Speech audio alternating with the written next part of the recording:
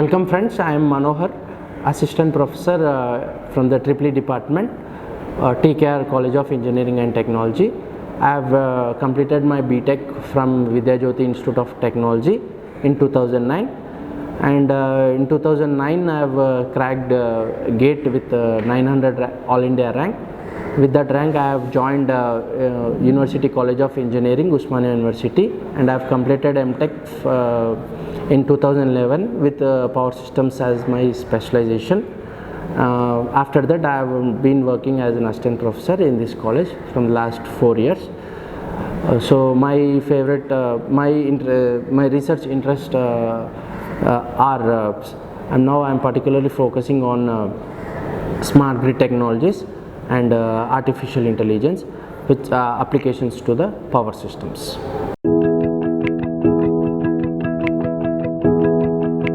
Today we are here to discuss important subject, that is core subject of our electrical engineering, power systems.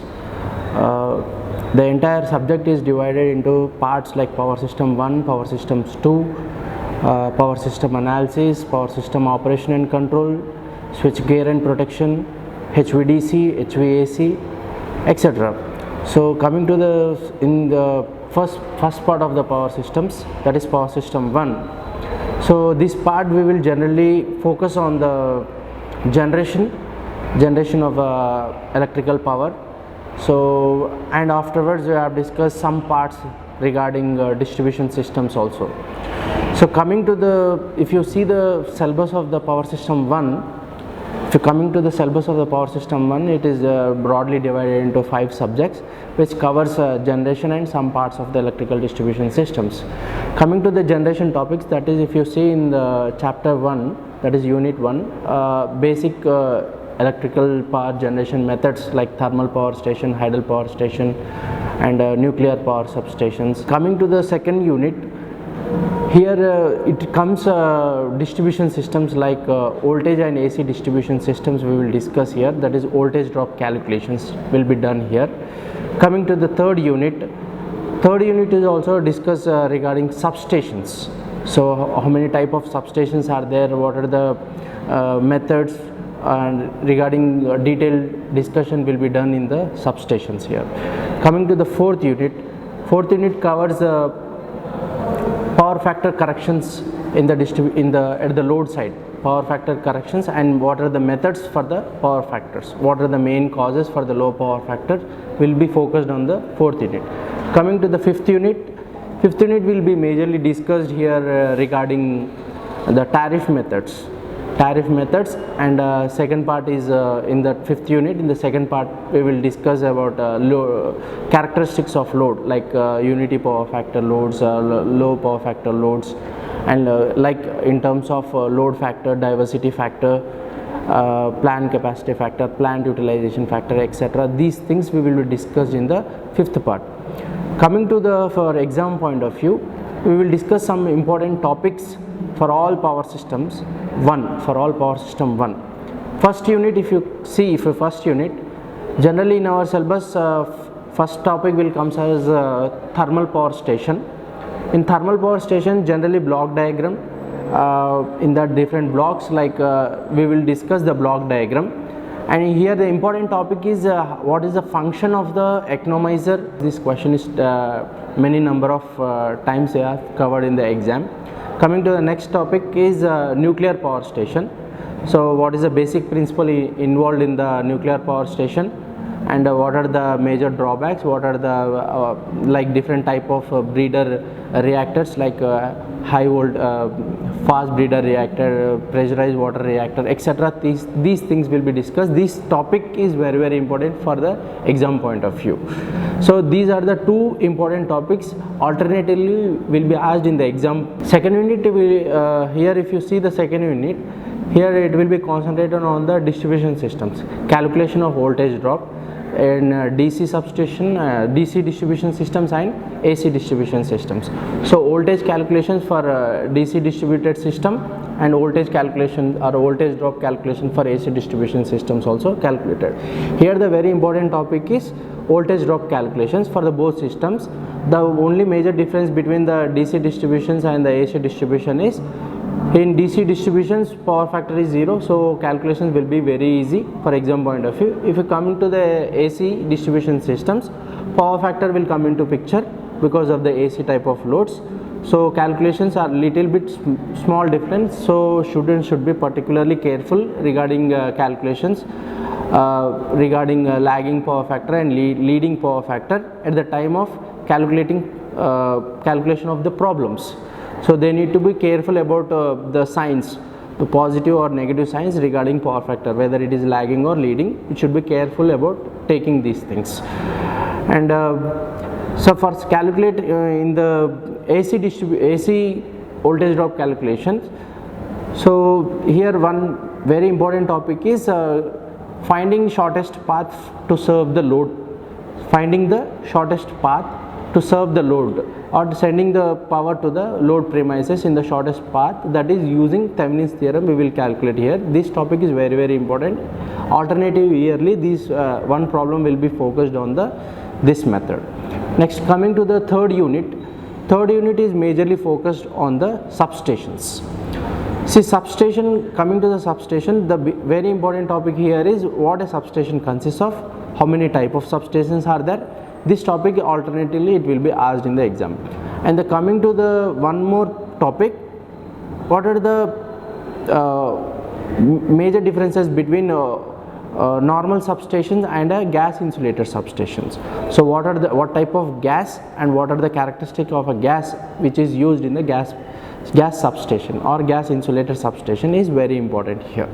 So what are the differences between the normal substation and a gas insulator substation is the only important topic here will be discussed.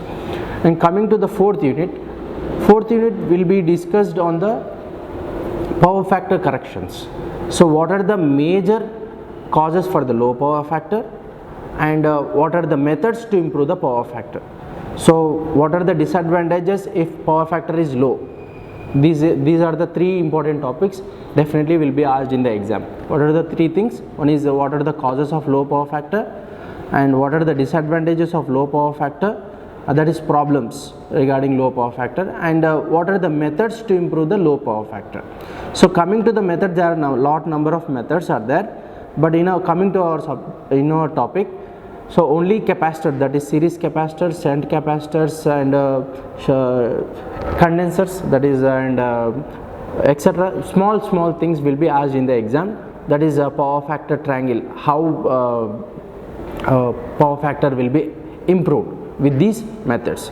These are the only topics generally will be asked in the exam, and small problems will be also asked on the general basic topics only. So students do not be panic about the problems because small problems will be asked in the exam. That is power factor triangle method is the only important concept will be asked for the problem. Okay, coming to the fifth unit. Here this fifth unit consists of two parts. First part will consists of tariff methods. So every year one question will be asked on tariff. What is tariff? How many type of tariff methods are there? That is 2-pot tariff, 3-pot tariff, block rate tariff. These are the different type of tariff methods. So definition of tariff is very, very important, and the types of tariff methods. This question is a static question. Alternative yearly this question will be definitely asked in the exam. And coming to the another part of the fifth unit, that is characteristics of load. So load characteristics. So to find the efficiency of a power system, generally we need to find the characteristics of a load.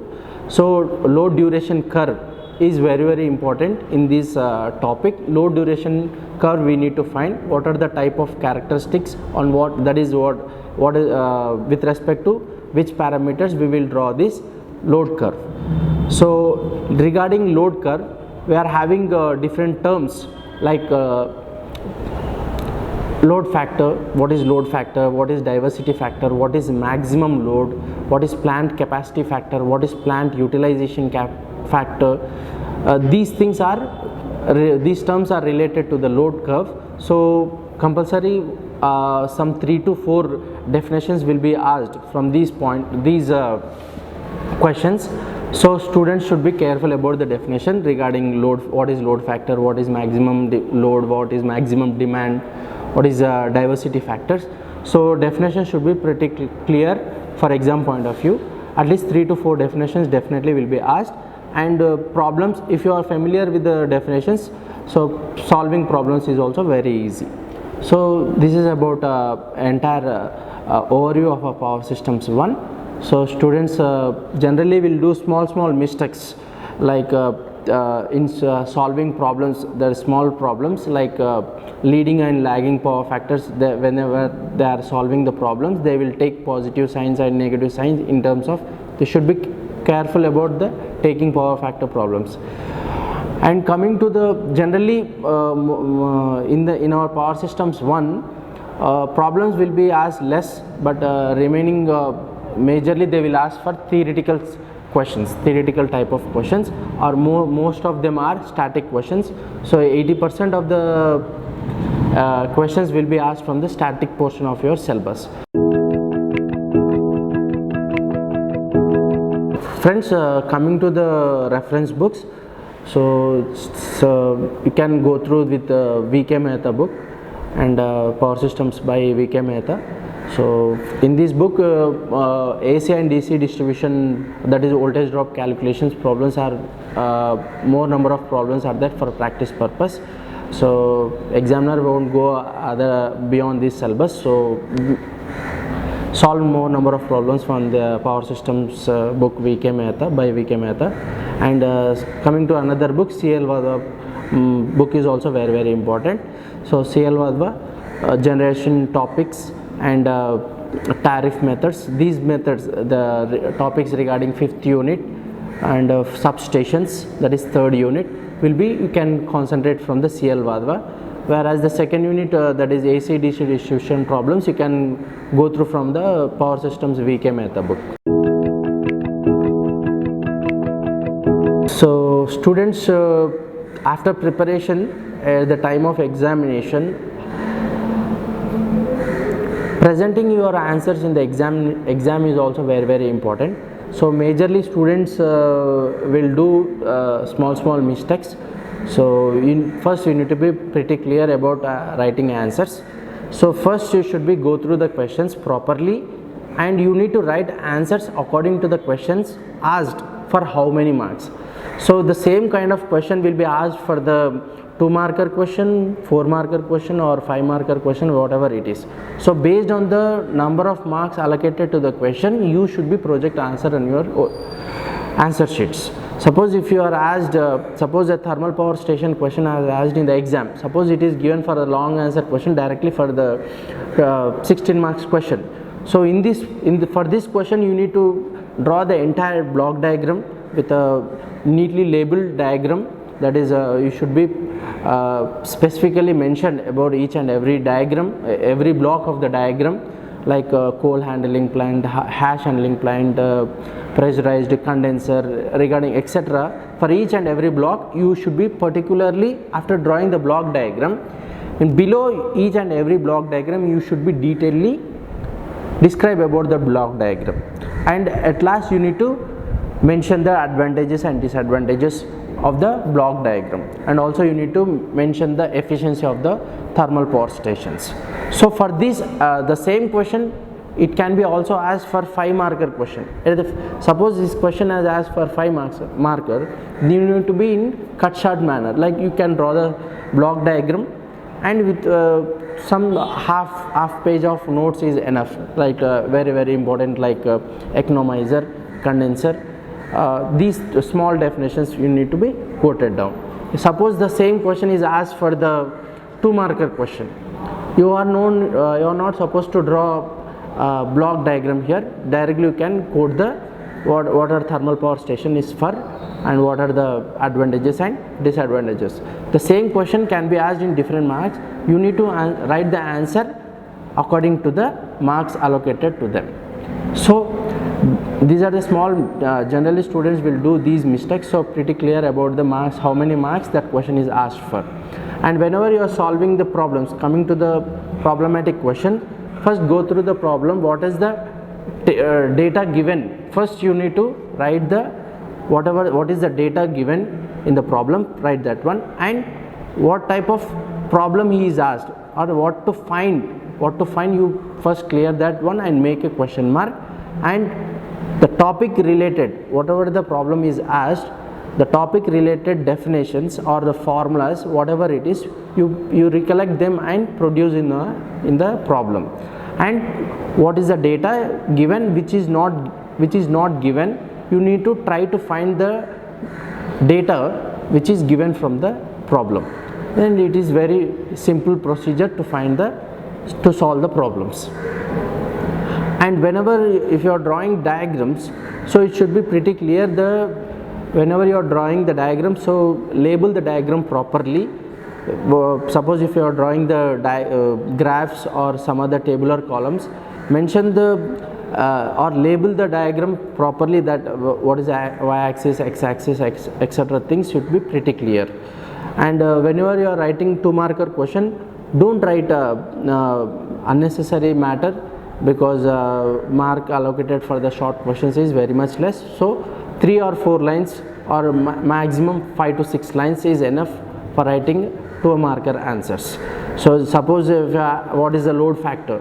So load factor definition, you can put it into 2 lines, and a simple definition of that is the ratio of so and so, you can put it in these things. Or what is diversity factor? Diversity factor also you can put it in 2 lines, and what is diversity factor in terms of ratio, what is its value, like that you need to quote in a simple 2 or 3 lines for short marker questions. Friends, whatever till now we have discussed, I think I have cleared some of your doubts, and do well in the exams.